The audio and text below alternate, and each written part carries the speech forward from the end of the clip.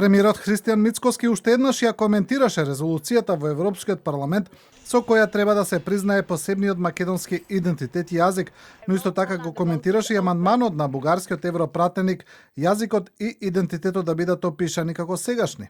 Премиерот вели дека имал интензивни разговори со неколку влијателни луѓе во Европскиот парламент и во Брисел. Доколку тоа се случи, смета Мицкоски ќе се потврди дека не станува збор за неколку стотини граѓани кои се сметаат дека се дел од бугарската заедница во Македонија, туку дека е обид за создавање нова, вештачка, сегашна македонска нација која почива на корените на бугарската нација. Јас сега очекувам Европа да даде одговор.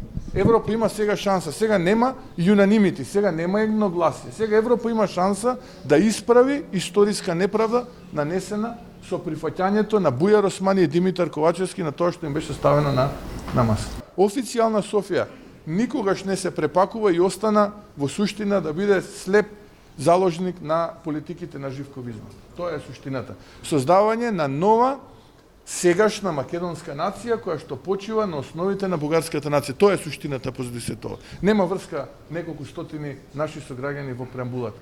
Во среда ќе се расправа за предлог извештајот за напредокот на Северна Македонија во Европскиот парламент. Бугарскиот европратеник од владеачката партија ГЕРБ поднел амандман на предлог извештајот на известувачот на Комитетот за надворешни работи во парламентот Томас Вајц, со кој македонскиот јазик и идентитет се дефинираат како сегашни, што представува контроверзен став во контекст на историските и политичките дебати меѓу Македонија и Бугарија. Во исто време, европратеници од Холандија, Австрија, Германија, Романија, Естонија, Хрватска и Литванија поднеле амандмани со кои бараат македонскиот јазик и идентитет да бидат признаени како многувековни.